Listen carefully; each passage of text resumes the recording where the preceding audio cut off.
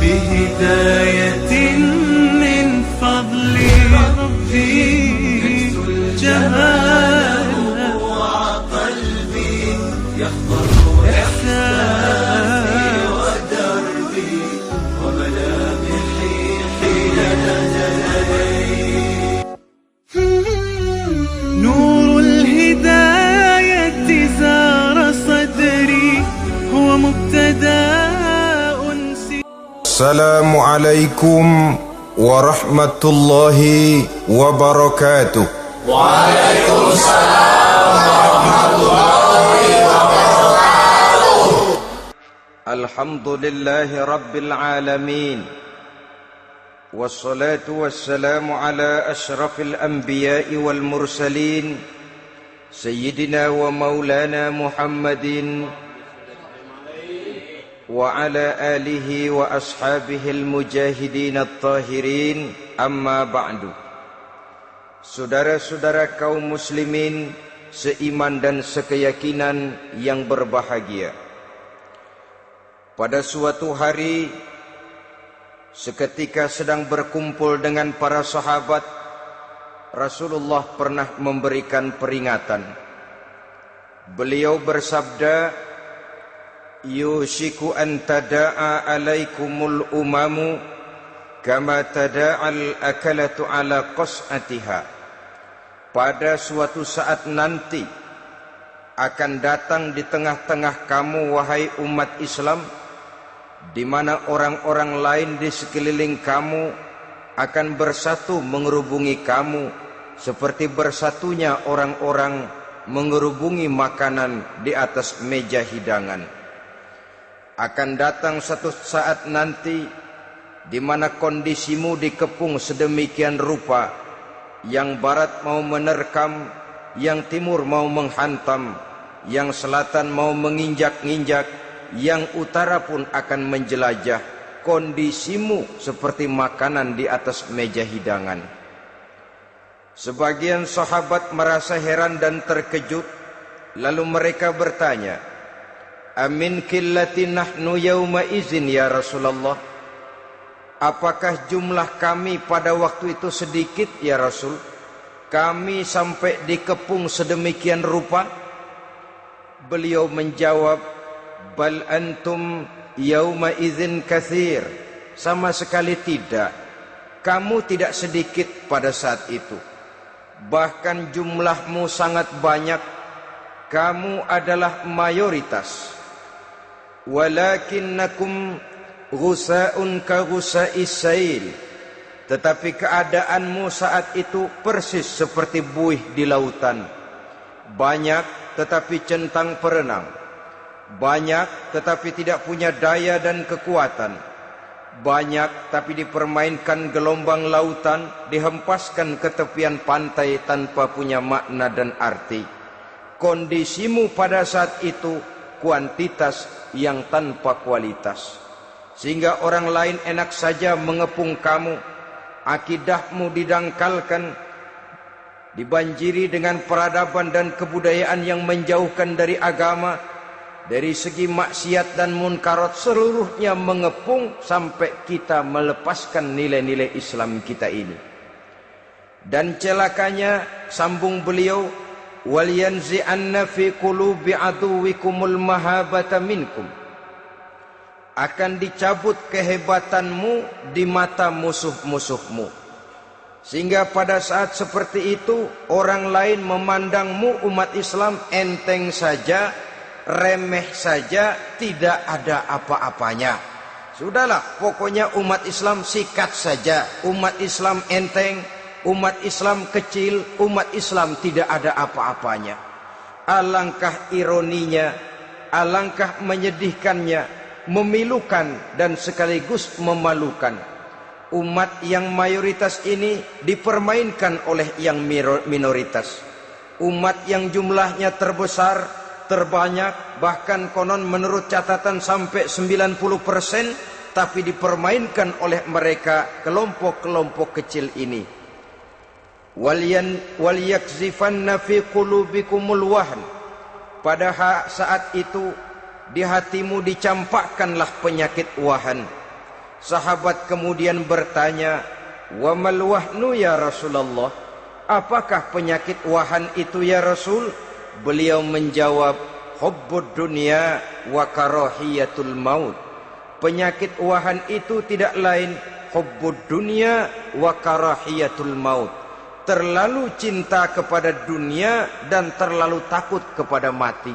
Materialistis dan takut resiko.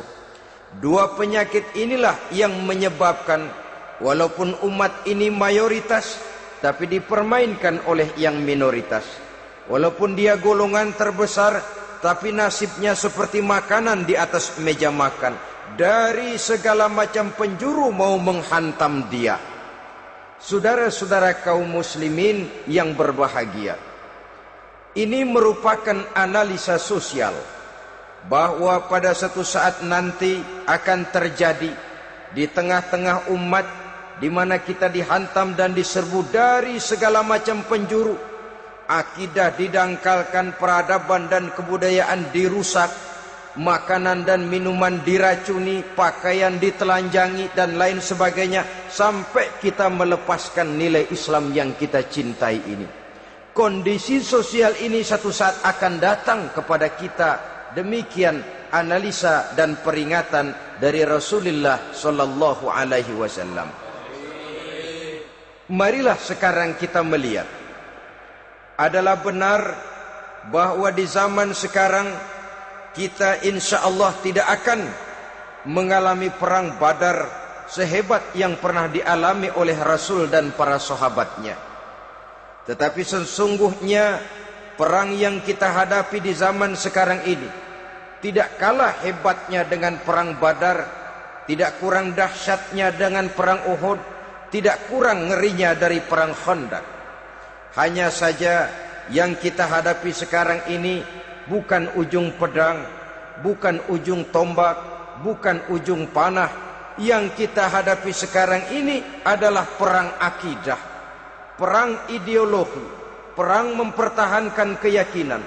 Yang kalau kita kalah sekarang, kita memang masih beragama.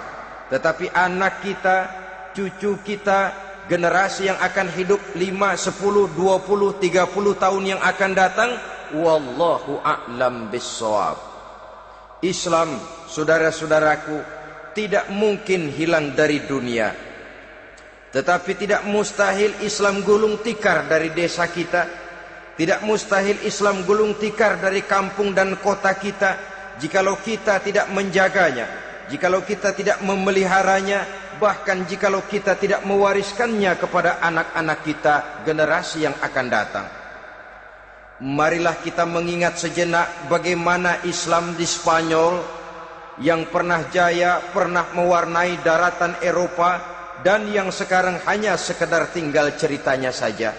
Ini pernah diperingatkan oleh Rasul dalam satu hadis, sayati ala ummati zamanun la yabqal Islam illa ismun wala minal Quran illa rasmun.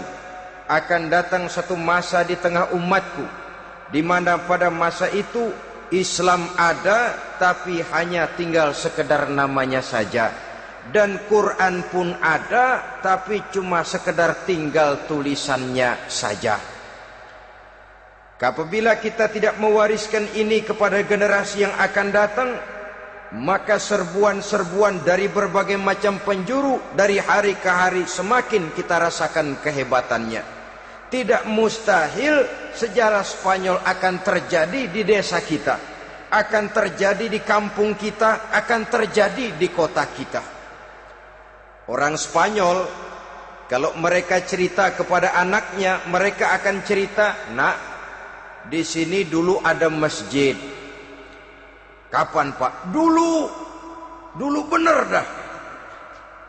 Banyak orang Islam kalau hari Jumat pada sembahyang, kapan itu, Pak? Dulu sekali. Sekarang cuma sekedar tinggal ceritanya saja. Bukankah sesuatu yang sangat tidak mustahil apabila kita tidak menjaga dan mewariskan Islam ini kepada generasi yang akan datang? maka serbuan-serbuan akan membawakan hasil yang diinginkan oleh para penyerbu itu tadi. Kita sudah menjadi umat yang mayoritas, tetapi umat yang mayoritas ini menurut Rasul dikepung sedemikian rupa, akidahnya didangkalkan, peradaban dan kebudayaannya ditekan sedemikian rupa, kehidupan sosialnya dibuat individualis, kemudian dari segi pergaulan, pakaian, makanan, minuman dan sebagainya diracuni, sampai dia tidak lagi berpegang teguh kepada agamanya. Dan dikala itu hilang kehebatan umat ini di mata musuh-musuhnya. Orang lain memandang kita ringan saja, enteng saja, satu umat yang sudah kehilangan wibawa. Padahal konon kabarnya kita mayoritas, tapi enak saja dikutak-kutik orang lain. Dan dikala itu di hati kita merajalela penyakit wahan. Penyakit wahan itu apa? Pertama, hubbud dunia, terlalu cinta kepada dunia. Terlalu cinta kepada dunia yang menyebabkan kita lupa akan tanggung jawab dan kewajiban, lupa meneruskan dan mewariskan Islam kepada generasi yang akan datang. Kita berlomba hanya untuk mengejar dunia dan seluruh isinya. Baik dia bernama material, baik dia bernama seksual, baik dia bernama pangkat, jabatan dan kedudukan, berlomba-lomba kita di dalamnya. Sampai tercampaklah penyakit hubbud dunia di dalam hati ini. Berurat dan berakar dunia itu, sulit dan berat kita berpisah daripadanya.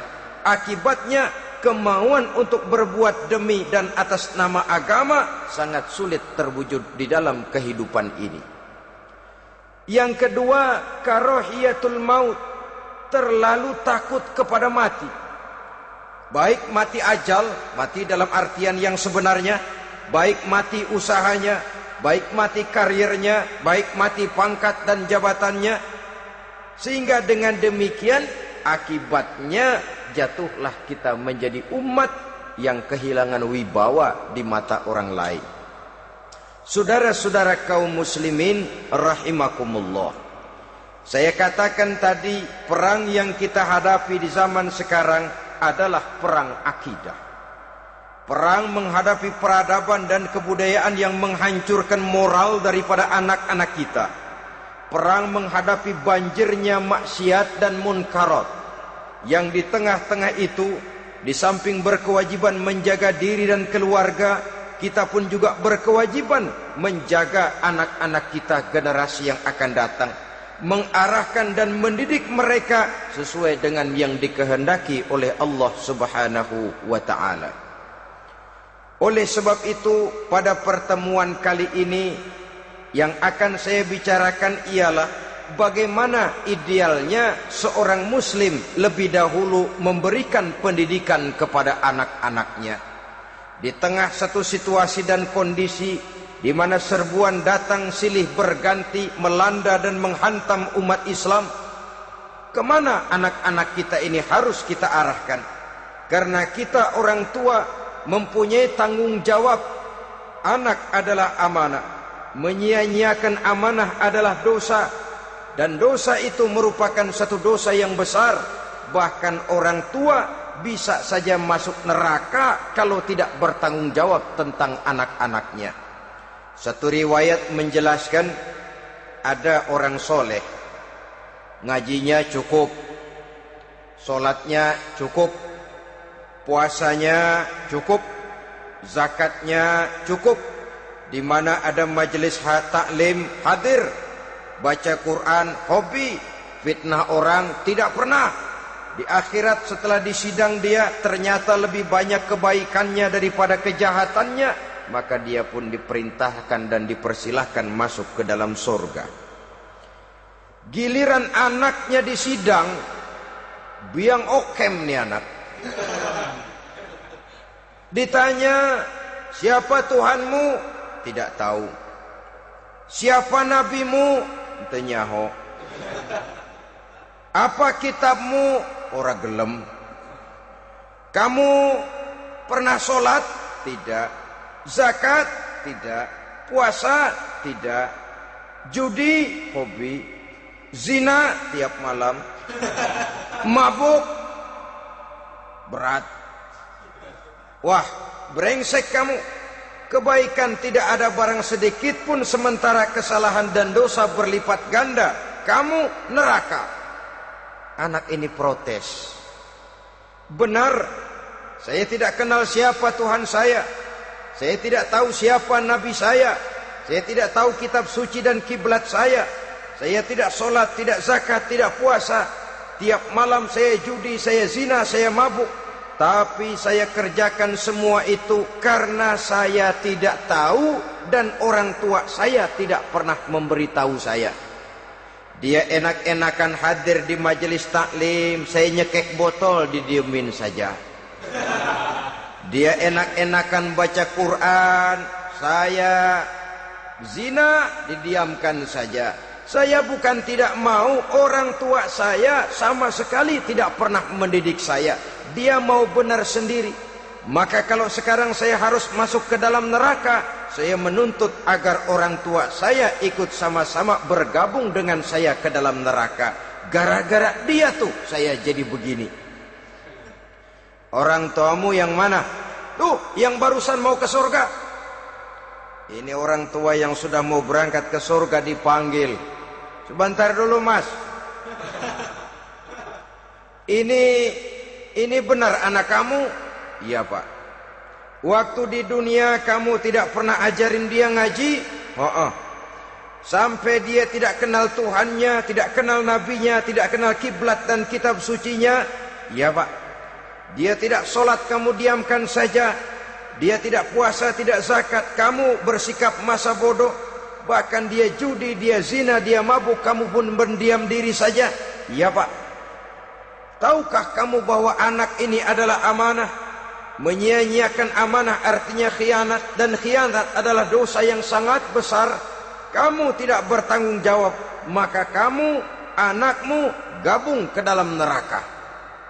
Saudara-saudara kaum muslimin rahimakumullah, itu sebabnya Allah pesan benar-benar, ya ayyuhalladzina amanu qu anfusakum wa ahlikum nara. Hai orang-orang yang beriman, jaga dirimu dan keluargamu, istri, anak, orang-orang yang menjadi tanggung jawab dan kewajiban kita, jaga dan pelihara mereka dari api neraka.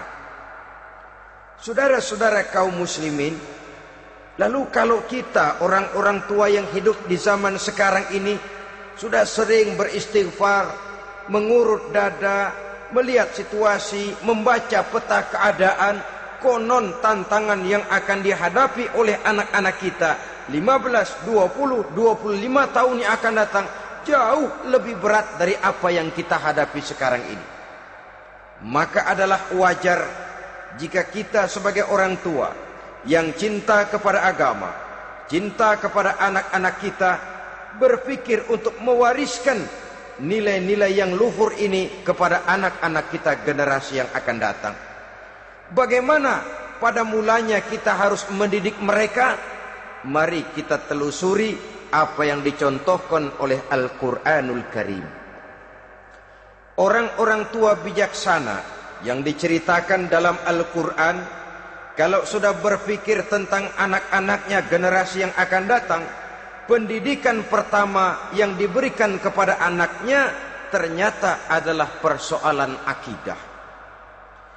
Nabi Ibrahim, pertanyaan yang paling merisaukan beliau buat anak cucunya ialah, ma ta'buduna min ba'di. Saudara bisa lihat surah Al-Baqarah ayat 133. Anak-anakku, kalau pada satu saat nanti aku, ayahmu ini sudah tidak ada lagi, meninggalkan kamu semua, meninggalkan kehidupan dunia ini, ma ta'buduna min ba'di, apa yang akan kamu sembah nak kalau ayah sudah tidak ada lagi? Jikalau ayahmu sekarang masih rajin ke masjid, melakukan rukuk dan sujud, i'tikaf dan membaca Quran, kalau satu saat ayahmu meninggalkan dunia ini, masihkah engkau mau ke dalam masjid? Masihkah engkau rukuk dan sujud? Masihkah engkau i'tikaf? ma ta'buduna min ba'di, apa yang akan kamu sembah kalau aku ayahmu tidak ada lagi, nak? Ditanamkan bukan hanya keyakinan bertauhid, sekaligus juga menyembah kepada Allah yang kita yakinkan dengan tauhid itu tadi. Bukankah berbeda dengan kita kebanyakan orang tua sekarang? Kita tidak pernah berpikir ma ta'buduna min ba'di, kalau bapak tidak ada kamu nyembah apa, nak? Kita orang tua sekarang pagi-pagi malah berpikir ma ta'kuluna min ba'di, kalau bapak enggak ada kamu nanti makan apa, nak? Bukan nyembah apa yang kita pertanyakan, bukan nyembah apa yang kita khawatirkan, makan apa, nak? Maka yang dicari lalu sekolah-sekolah yang bonafit, yang tidak peduli apakah itu merusak imannya, mematikan akidahnya, menghancurkan keyakinannya. Yang penting ada jaminan hari depan bisa dapat lapangan kerja. Akibatnya berduyun-duyun orang-orang tua muslim menyekolahkan anaknya di sekolah-sekolah yang bukan Islam, yang nyata-nyata membahayakan akidahnya, dididik dengan kultur dan budaya yang bertentangan dengan nilai-nilai agamanya. Bukankah ini berarti merelakan anak untuk dikafirkan? Bukankah ini artinya menyerahkan anak untuk ditulis menurut selera para pendidik yang tidak sesuai dengan nilai akidah yang dimilikinya? Mengapa kita tidak berpikir seperti Nabi Ibrahim yang sebelum memberikan pendidikan kecerdasan, sebelum pendidikan matematika, IPS, PSPB dan disiplin ilmu lainnya, yang pertama ditanamkan ma ta'buduna min ba'di, kalau ayahmu tidak ada kamu menyembah apa, nak? Menyembah Allah apa nanti malah menyembah harta? Menyembah Allah apa nanti malah mendewa-dewakan pangkat dan jabatan? Menyembah Allah apa malah nanti menyembah alam? Itu yang dikhawatirkan Nabi Ibrahim kepada generasi yang akan datang. Dan itu saudara-saudara yang seharusnya mengkhawatirkan kita kepada anak-anak kita, generasi yang akan datang. Lihatlah serbuan akidah di zaman sekarang ini. Dimanfaatkan kemiskinan kita umat Islam. Diberikan kita tawaran berupa beras, pakaian, obat-obatan, kalau perlu beasiswa, asal bisa melepaskan keislaman kita ini. Bertahap, sedikit demi sedikit, step by step, shibran bi shibrin wa zira'an bi zira'in.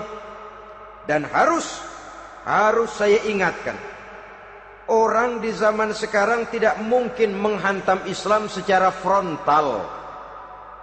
Tidak mungkin menghantam Islam terang-terangan, apalagi mengerahkan satuan militer. Tidak. Orang berhitung bagaimanapun kondisi dan kualitasnya umat Islam, mereka masih punya satu modal penting, fanatisme agama. Kalau ini disulut, api jihad segera berkobar, dan hanya maut yang bisa menghentikan orang yang dibakar dengan semangat jihad. Orang tahu itu. Betapa Uni Soviet kedodoran menghadapi mujahidin Afghanistan yang disulut oleh semangat jihad yang berkobar dengan persenjataan yang primitif ketimbang persenjataan Uni Soviet. Entah mereka pantang surut mundur ke belakang. Jadi jangan mimpi bahwa orang mau menghantam Islam ini dengan melarang pengajian, meruntuhkan masjid, menyegel pondok pesantren. Tidak. Melarang orang sholat. Tidak. Kalau perlu masjid diperbanyak, musola diperbesar. Tapi bikin itu masjid seperti museum. Besar, megah, mercusuar, tapi bikin seperti museum. Tempat orang kagum, tempat orang memuji, tapi sunyi dari nilai-nilai ibadah. Saudara-saudara kaum muslimin, untuk sampai kepada penghantaman akidah, jalan yang paling mudah dirintis sekarang ini secara bertahap dan sistematis, memisahkan umat Islam dari Islamnya. Biarkan mereka bernama Muslim, biarkan di atas kartu penduduknya tertulis agama Islam. Tapi tanamkan budaya-budaya yang menyebabkan cara bergaul mereka, cara berumah tangga mereka, cara bertetangga mereka, sampai kepada cara mereka berpakaian, cara mereka bergaul, cara mereka makan dan minum, cara mereka mendidik dan menyekolahkan anak, sama sekali tidak lagi mencerminkan nilai-nilai yang islami. Itu sudah satu usaha yang paling praktis, memisahkan umat Islam dengan Islamnya. Kalau sadarlah kita ke arah ini usaha orang di zaman sekarang, maka yang harus pertama kita tanamkan kepada anak-anak kita, didik mereka dengan jiwa tauhid yang mengkristal di dalam batinnya, meresap sampai ke tulang sumsumnya, yang tidak akan sampai pun nyawa berpisah dari badannya, akidah itu tidak akan berpisah dari hatinya. Bahkan dia sanggup dengan tegar berkata, lebih baik saya melarat karena mempertahankan iman daripada hidup mewah dengan menjual akidah. Satu khittah, satu garis kehidupan yang perlu kita wariskan kepada anak-anak kita, generasi yang akan datang. Dahulu ada satu tradisi, saudara-saudara. Kalau anak gadis kita dilamar orang lalu bertanya, anakmu mau ngelamar gadis saya, apa sudah khatam Quran berapa kali? Apa sudah bisa baca kitab macam-macam dan lain sebagainya? Sehingga lahirlah satu kebanggaan. Apapun motifnya, tapi pertanyaan semacam ini zaman sekarang sudah langka. Paling-paling yang ditanya kalau anaknya dilamar orang, anakmu kerja di mana? Gajinya sebulan berapa? Kendaraannya bebek apa soang? Apa-apa? Itu yang kita pertanyakan, berkisar di seputar materi, kerja, job, status sosial, dan lain sebagainya. Perkara bisa baca Quran atau tidak, nomor 18. Perkara sembahyangnya rajin apa tidak, nomor 36. Saudara hadirin, akibatnya terjadi pergeseran nilai. Maka mendidik anak menurut tuntunan Quran adalah seperti yang diberikan contoh oleh Luqmanul Hakim, yang diceritakan dalam surah Luqman mulai ayat 11 dan selanjutnya. Apa pendidikan pertama yang harus kita berikan kepada anak? Pertama, ya bunayya la tusyrik billah. Wahai anakku, jangan sekali-kali engkau menyekutukan Allah. Nak, jaga tauhid, pelihara iman, mantapkan akidah. Ini dasar yang pertama. Belum lagi anak mengenal berbagai macam disiplin ilmu, yang pertama ditanamkan tauhid. Ini yang mendasari kehidupan. Ini yang akan mewarnai dan menjadi warna dari kepribadian seseorang. Sentuhan jiwa tauhid di dalam diri si anak. Belum lagi sempat dia kenal yang lain. Yang pertama yang kita tanamkan, kita wariskan, kita berikan, la tusyrik billah. Jangan sekali-kali menyekutukan Allah. Nah, kalau ini sudah tertanam, ini sudah merupakan satu fondasi yang kuat. Selebihnya nanti tinggal melihat bakat si anak, kemana dia harus dididik ini. Yang terpenting nilai iman lebih dahulu tanamkan. Dan untuk menghancurkan nilai keimanan, saudara-saudara, saya katakan, ingatkan kepada hadis di awal tadi, dikepung kita dari berbagai macam penjuru agar bila bisa melepaskan nilai-nilai iman dan keyakinan. Proses pendangkalan akidah, ditanamkan keraguan kepada agama, ditanamkan rasa malu beragama. Sholat malu, baca Quran malu, berangkat ke masjid malu, pakai jilbab malu. Ditanamkan rasa malu beragama, sehingga bertahap sedikit demi sedikit kita mulai berpisah dengan kehidupan beragama. Ditanamkan hal yang sedemikian rupa dari berbagai macam penjuru. Dihantam akidah, akidah kuat, dihantam dari segi peradaban dan kebudayaan. Diperbanyaklah peradaban dan kebudayaan yang bukan mendekatkan kita dengan agama, malah mendekatkan kita dengan neraka. Menjauhkan kita dari agama, menjauhkan kita dari nilai-nilai luhur yang diwariskan oleh orang-orang tua kita terdahulu. Adalah kewajiban kita yang pertama, mendidik anak, menanamkan roh, jiwa, dan semangat tauhid di dalam diri mereka. Saudara-saudara kaum muslimin rahimakumullah, kenapa kita lebih dahulukan menanamkan jiwa, roh, dan semangat tauhid ini kepada anak-anak kita? Pertama, kita tidak hanya ingin sekedar mempunyai anak yang pintar, tetapi lebih daripada itu kita pun ingin mempunyai anak yang benar. Segala macam disiplin ilmu, segala macam bentuk penalaran ilmiah dan pengisian intelektualitas manusia mungkin di satu sisi akan membuat dia pintar, tapi di sisi lain belum tentu akan membuat dia benar. Nabi pernah memberikan peringatan, man izdada ilman walam yazdad huda lam yazdad minallahi illa bu'da. Orang yang hanya bertambah ilmu pengetahuannya tapi tidak bertambah hidayah dari Allah, tidak makin mantap keimanannya, maka seluruh nilai-nilai ilmunya hanya akan menjauhkan dia dari Allah Subhanahu wa taala. Dan adalah lebih merupakan azab daripada nikmat kalau kita diberikan ilmu pengetahuan yang hanya akan menyebabkan kita semakin jauh dari Allah Subhanahu wa taala.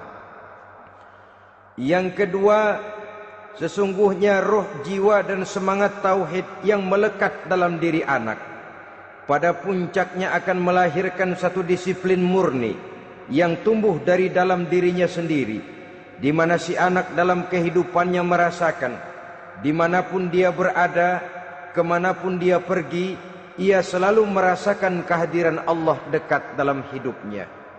Ia sadar sesadar-sadarnya bahwa tidak ada satu perbuatan yang bagaimanapun kecilnya yang bisa disembunyikan dari kekuasaan Allah Subhanahu wa taala.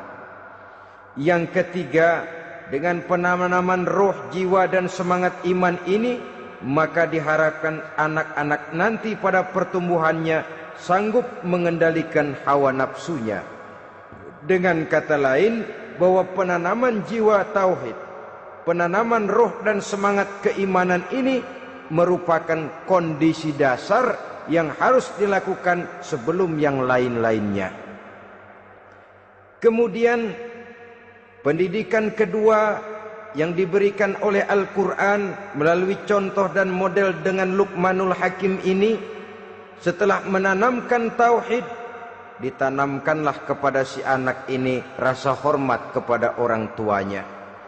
Wa wassaynal insana biwalidayhi, dan kami wasiatkan kepada manusia untuk berbakti kepada ibu bapaknya. Hamalathu ummuhu wahnan ala wahnin, karena ibunya telah mengandungnya dengan kepayahan di atas kepayahan. Maksudnya dengan kepayahan dan kelelahan yang berlipat ganda. Sehingga ketika Rasul ditanyakan orang, "Ya Rasul, siapa yang paling harus saya taati di dunia ini?" Beliau menjawab, "Ibumu." Kemudian, "Siapa lagi ya Rasul?" "Ibumu." Setelah itu, "Siapa lagi ya Rasul?" "Ibumu." Dan kemudian, "Siapa ya Rasul?" "Bapakmu." Ibu, ibu, ibu, bapak. Bahkan al-jannatu tahta aqdamil ummahat, surga berada di bawah telapak kaki ibu. Bagaimana menanamkan rasa hormat kepada orang tua di hati anak? Tentu yang pertama, bagaimana orang tua bisa memberikan keteladanan. Marilah kita sebagai orang-orang tua ini menyadari bahwa sebelum anak kenal sekolah dasar, sebelum anak kenal TK, ibtidaiyah, sanawiyah, sampai kepada perguruan tingginya, yang pertama dia kenal adalah lingkungan rumah tangganya, gurunya adalah ibu bapaknya. Di sini berlakulah apa yang dinamakan keteladanan. Keteladanan jauh lebih berhasil daripada sekedar teori-teori yang muluk. Keteladanan jauh lebih berhasil daripada berbagai macam indoktrinasi dan penataran. Kurangnya keteladanan akan menyebabkan anak mencari pola. Apabila kita orang tua ini tidak bisa memberikan keteladanan yang baik kepada anak-anak kita, maka pada suatu saat anak-anak akan menganggap enteng dan kehilangan wibawa kita sebagai orang tua di mata mereka. Dikala itu akan sangat sulit kita membentuk kepribadian mereka.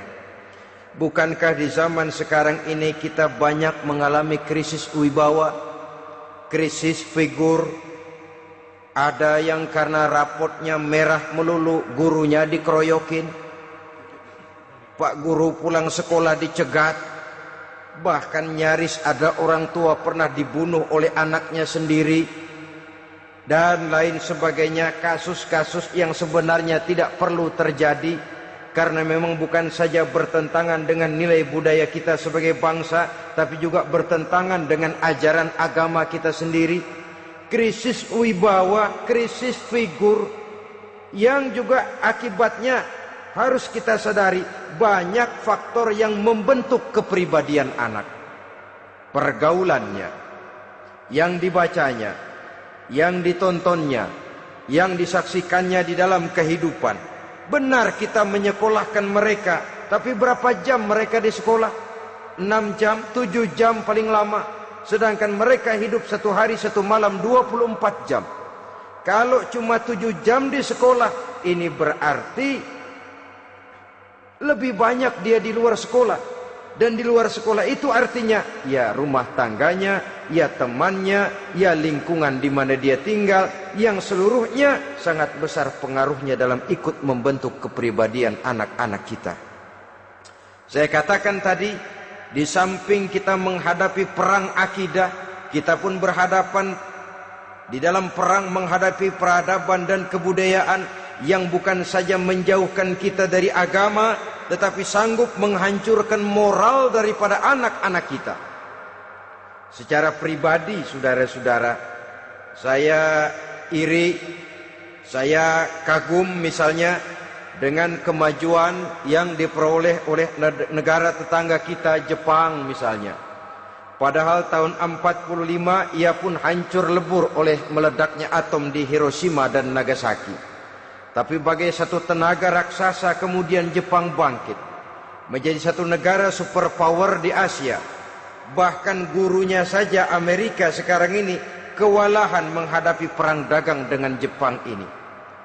Dan yang menarik, Jepang bisa maju dan modern dengan tetap menjadi Jepang, tanpa harus kehilangan identitasnya sebagai satu bangsa, tanpa harus kehilangan kepribadiannya sebagai satu bangsa.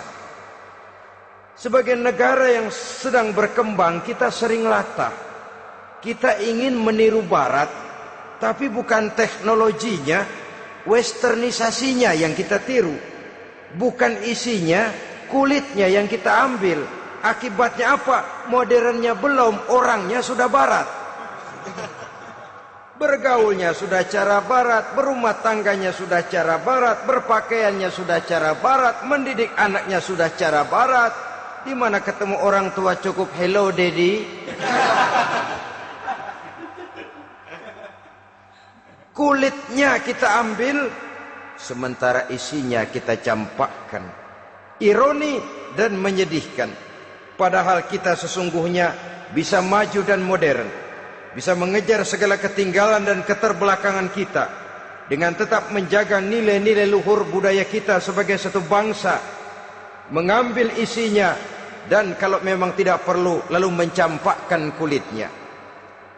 Pengaruh peradaban dan kebudayaan yang menghancurkan moral daripada anak-anak kita oleh pesatnya arus teknologi, oleh pesatnya arus komunikasi, di mana hal-hal yang terjadi di belahan dunia lain dapat kita saksikan hari ini juga melalui layar televisi.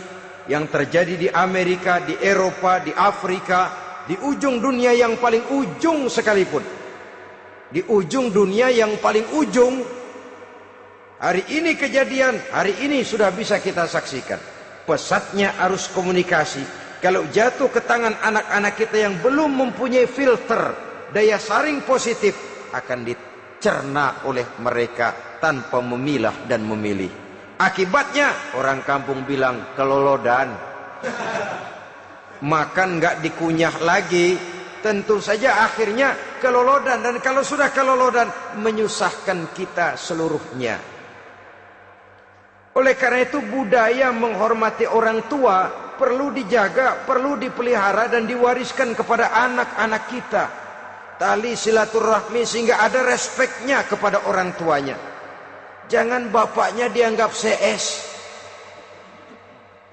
ibunya dianggap CS, kakeknya dianggap CS.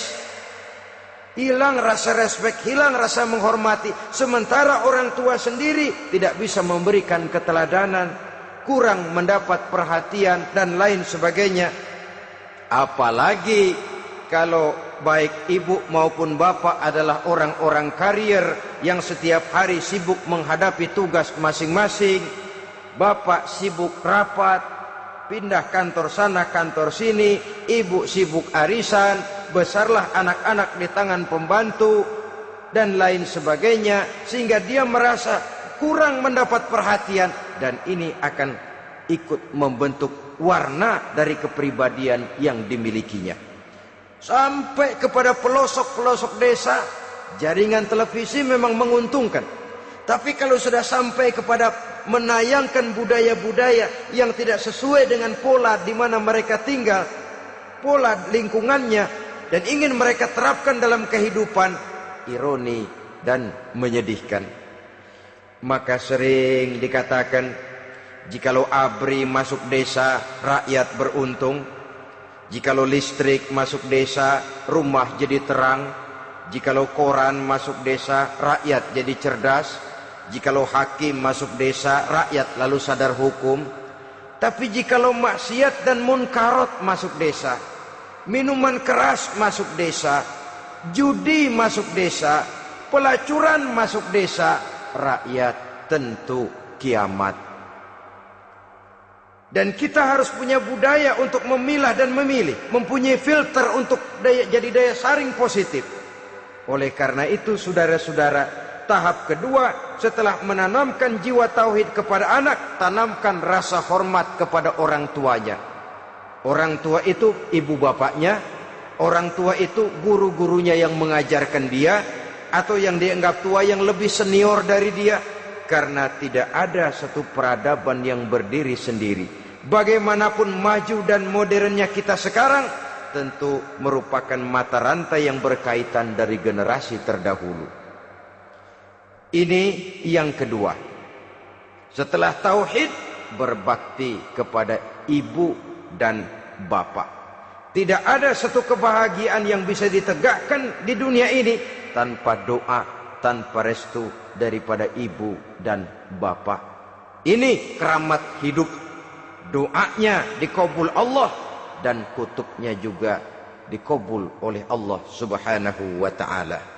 Jadi mendidik anak setelah menanamkan jiwa tauhid, menanamkan rasa hormat dan taat berbakti kepada ibu bapaknya. Itu yang kedua. Kemudian yang ketiga, melalui model Luqman, Quran mendorong kita untuk mendidik anak menanamkan etika otonom. Apa itu? Ya bunayya innaha in takum mithqala habbatin min khardalin fatakun fi sakhratin aw fis samawati aw fil ardi ya'ti biha Allah. Wahai anakku, sesungguhnya kalau ada satu kebaikan yang kamu kerjakan, kecil, tidak nampak oleh pandangan mata yang zahir, yang kecil itu tersembunyi di puncak langit, di dasar bumi yang paling dalam, atau di tengah batu hitam sekalipun, Allah pasti mengetahuinya dan pasti akan memberikan balasan yang seadil-adilnya. Pendidikan apa ini? Pendidikan moral, menanamkan etika otonom. Nah, kau berbuat baik jangan karena dilihat orang. Kau tidak mau melakukan kejahatan jangan cuma karena ada polisi. Kalau ada polisi kau tidak mau jahat, kucing juga begitu. Coba lihat kucing, taruh ikan asin di piring kaleng, tongkrongin. Aduh, kucing kalem, sopan, tenang. Sedikit kita lengah, habis ikan digarap. Tapi ditanamkan satu kesadaran, kemanapun kau pergi nak, apapun yang kau kerjakan, tersembunyi di tengah batu, di dasar bumi, di puncak langit, Allah pasti tahu.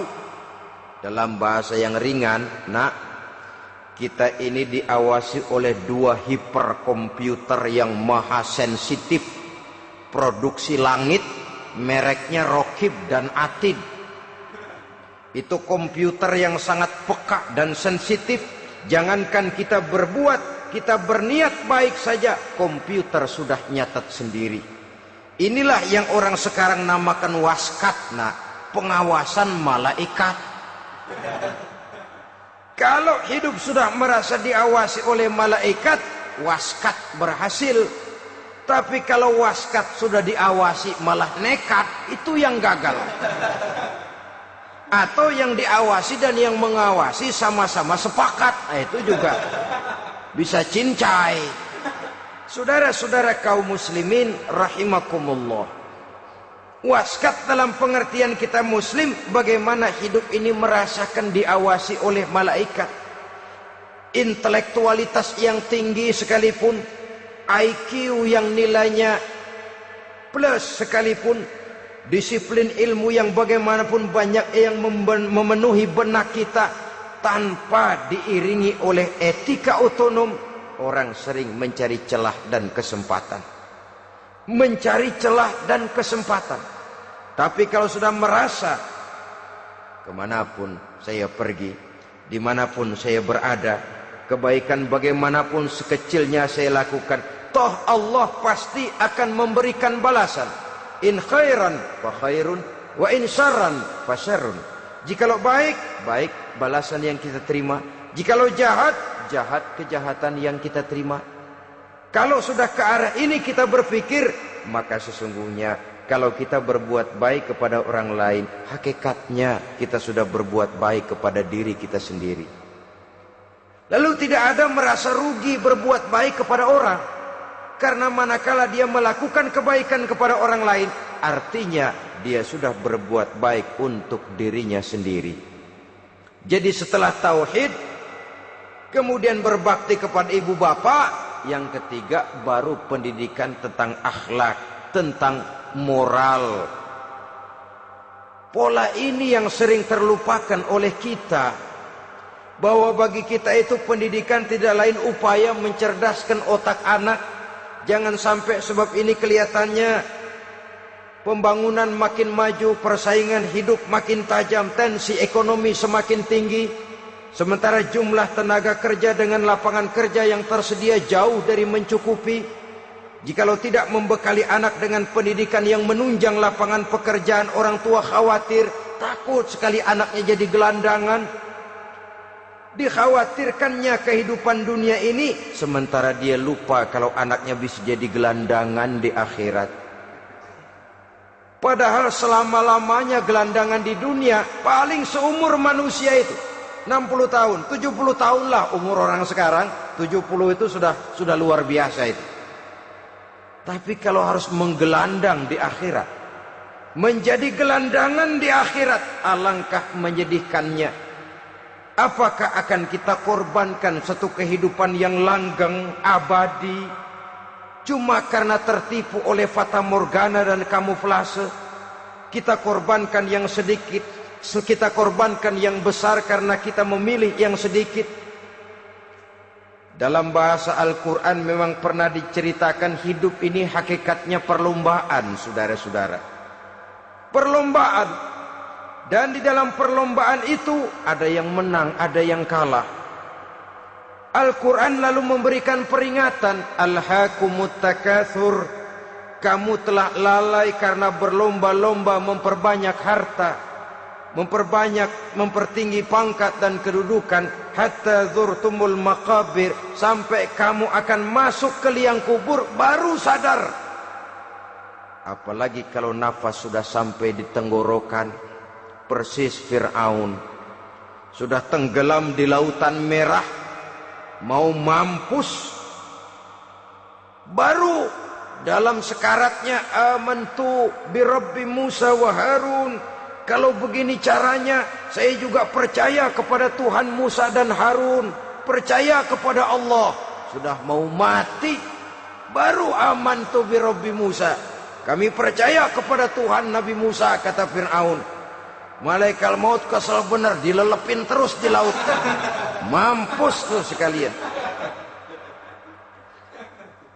Hidup ini memang kita berlomba. Berlomba dengan waktu, berlomba dengan umur, berlomba dengan tenaga, berlomba dengan tetangga. Yang jangankan kita sampai mundur, berhenti saja sejenak, kita akan ditinggalkan oleh yang lain. Tiada kata mundur, bahkan tiada kata berhenti. Sekali kita melangkah, melangkahlah terus. Tapi berlombalah seperti yang dikehendaki Quran. Fastabiqul khairat. Berlomba-lombalah di dalam kebajikan. Jangan berlomba-lomba di dalam kemaksiatan, kemunkaran, kejahatan. Berlombalah dalam urusan kebaikan. Saudara-saudara kaum muslimin rahimakumullah. Tauhid, berbakti kepada ibu bapa, kemudian pendidikan tentang moral. Apabila pendidikan tentang moral sudah tertanam, barulah lihat bakat si anak. Kemana bakatnya? Anak saya kelihatannya dari kecil demennya main bedil-bedilan saja. Abri kali itu. Kirim ke Magelang, masukkan akabri. Tapi dengan syarat 3 itu tadi. Iman sudah tertanam, rasa bakti kepada ibu bapak sudah ada, dan punya nilai moral. Sehingga boleh jadi nanti dia menjadi jenderal yang beriman, yang berbakti kepada ibu bapaknya, dan punya moral yang tinggi. Kan lebih baik rakyat rendah tapi akhlaknya tinggi daripada pejabat tinggi tapi moralnya rendah. Jauh lebih baik rakyat rendah punya moral tinggi ketimbang pejabat tinggi punya moral rendah. Nilai moral ini yang jadi ukuran dan barometer di masyarakat. Yang ini yang sering kita lupakan, bahwa kehancuran satu bangsa dimanapun di dunia ini selalu dimulai dengan kehancuran moral daripada bangsa itu sendiri. Sekarang membina nilai moral ini berat. Gadis kita, remaja, putri diberikan pakaian jilbab, mungkin dia sendiri masih setengah-setengah, ditambah lagi oleh ledekan temennya. Jilbab lah kuno, bau sorga lah, bau masjid lah, bau menyan lah. Ditanamkan rasa malu untuk hidup dekat dengan agama. Kalau moral semacam ini sudah tertanam, sedikit demi sedikit kita mulai mengucapkan selamat tinggal kepada agama. Dan kemalangan apa yang lebih malang kalau kita sudah jauh dari agama ini? Bukankah Islam telah menyelamatkan manusia dari penyakit jahiliyah dan membawanya kepada satu kehidupan yang maju dan modern? Kalau kita tinggalkan Islam ini, bukankah artinya kita akan kembali kepada satu zaman jahiliyah? Hanya saja jahiliyah itu berada di abad modern. Versinya tentu lebih modern. Kalau zaman jahiliyah dulu mabuknya pakai arak, zaman sekarang sudah macam-macam orang bisa mabuk. Kalau zaman jahiliyah dulu anak perempuan dikubur hidup-hidup, zaman sekarang kadang-kadang belum sempat lahir ke dunia, malah sudah dibunuh lebih dahulu. Versinya saja yang berbeda. Kalau di zaman jahiliyah dahulu manusia menyembah batu yang bernama Latta, Uzza, Manat dan Hubal. Di zaman jahiliyah modern sekarang ini, orang sering menyembah kepala bagiannya, sering menyembah atasannya, sering menyembah komputer, sering menyembah teknologi modern yang lebih diyakininya daripada Allah sebagai keyakinan sentral di dalam hidupnya. Saudara-saudara kaum muslimin rahimakumullah.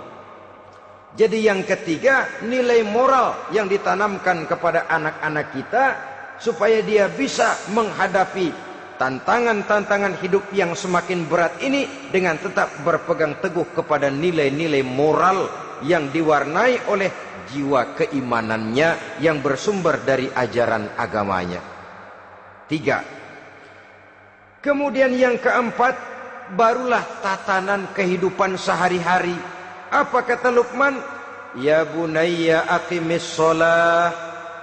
Setelah bertauhid, berbakti kepada ibu bapa, punya nilai moral, Ya bunayya aqimis shalah, nak dirikan salat. Rumah tangga muslim, anak berumur 7 tahun sudah berani meninggalkan salat, kata Nabi, pukul. Bukan untuk menyakiti, untuk mendidik, karena sayang kepada anak. Saudara-saudara, kita khawatir betul kepada anak. Kalau dia pulang dari sekolah, buru-buru kita sebagai orang tua bertanya, sudah makan nak? Sudah istirahat nak? Tapi jarang kita sebagai orang tua melontarkan, sudah sholat nak? Bahkan kita bisa memberikan sugesti kepada anak. Nah, kalau kau naik kelas 1 sampai naik ke kelas 2, bapak beliin sepeda. Tamat SD nak, motor. Tamat SMP nak, ke Bali kita. Tamat SMA nak, Singapura. Saudara-saudara, tapi kalau untuk urusan sholat misalnya, kita tidak pernah memberikan sugesti kepada anak-anak kita. Nah, kalau kau hafal Fatihah lengkap dengan artinya, bapak beliin sepatu. Nah, kalau kau bisa sholat dengan baik, cukup syarat rukunnya, bapak beliin sepeda. Ada rangsangan, ada sugesti yang membuat anak lebih tergerak untuk hidup dalam suasana keagamaan. Ya bunayya aqimis shalah, nak dirikan sholat. Sebab ini sandaran vertikal yang paling langsung antara manusia dengan Tuhannya. Menyadari bahwa sepanjang yang bisa dilakukan oleh manusia hanyalah berusaha, dan kepastian sepenuhnya ada di tangan Allah. Dengan solat kepribadianmu diperteguh, dengan solat sandaran vertikalmu kepada Allah diperkuat. Dan pada waktunya nanti Al-Quran memberikan bimbingan, hendaklah minta tolong kepada Allah dengan sabar dan tetap mendirikan solat. Ya bunayya aqimis shalah. Setelah itu, wa'mur bil ma'rufi wanha 'anil munkar. Tegaklah membina yang ma'ruf, tegaklah mencegah yang munkar. Ini sikap hidup sudah. Solat tadi tugas hidup.